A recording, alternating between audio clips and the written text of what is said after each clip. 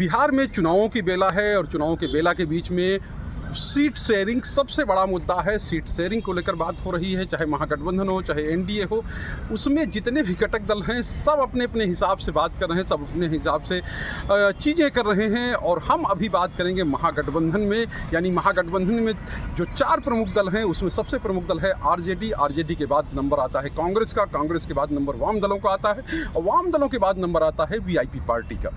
यही 4 मुख्य घटक दल हैं और इनके बीच में बातचीत चल रही है और बातचीत कर रहे हैं तेजस्वी यादव। लेकिन इस बीच में जो खबर सामने आई है वो बड़ी खबर है और एक कहें कि एक चौंकाने वाली खबर है, क्योंकि कांग्रेस ये चाहती है कि वो 2 फार्मूलों पर काम करे और 2 फार्मूले उसने तेजस्वी यादव के सामने रख दिए हैं। यानी तेजस्वी यादव को बता दिया है कि इन्हीं 2 फार्मूलों पर हम आगे बढ़ सकते हैं, अगर आपकी इच्छा है तो आप इन पर बात करिए, हम बात करने के लिए तैयार हैं। उसमें एक फार्मूला ये है कि हमको पिछली बार की बराबर ही सीट दे दीजिए, यानी 70 सीटें दे दीजिए।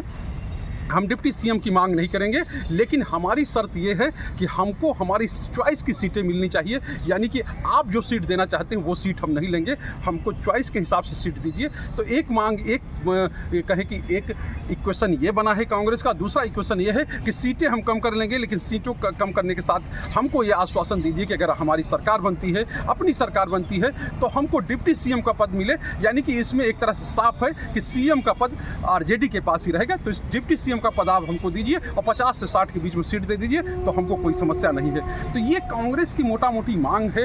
ये कांग्रेस ने एक तरह से जाहिर कर दिया है तेजस्वी यादव से, या कहें कि जो थिंक टैंक है जो महागठबंधन का, उसको जाहिर कर दिया है। और अल्लावरू कृष्णा अल्लावरू, ये कहा जाए कि हार्ड जो है वो नेगोशिएटर हैं, वो नेगोशिएट कर रहे हैं और जाकर बातचीत कर रहे हैं, क्योंकि उन्हीं के नेतृत्व में कांग्रेस के जो नेता हैं, स्थानीय नेता हैं, राजेश राम जो प्रदेश अध्यक्ष हैं, वो जाकर बात कर रहे हैं। और उसमें अब ये साफ हो गया है कि राजेश राम की उतनी ही चलेगी जो कहेंगे अल्लावरू, यानी अल्लावरू को जो अपने आला कमान से संदेश प्राप्त होगा और उसके हिसाब से वो नेगोशिएशन करेंगे और फाइनल मुहर जो है वो दिल्ली में लगेगी। लेकिन अभी इसकी चर्चा सबसे ज़्यादा हो रही है। दूसरी बात ये है कि जो वाम दल हैं वो भी कह रहे हैं कि हमारा स्ट्राइक रेट सबसे अच्छा है, इसलिए हमको सीटें ज़्यादा मिलनी चाहिए। और एक हिसाब से कहा जाए, कांग्रेस 15 सीटें कम कर ले और आरजेडी भी अपनी सीटें जो 144 पिछली बार उसने लड़ी थी वो कम कर ले, लगभग 20 से 21 सीटें कम कर ले, यानी 20 सीटें कम कर ले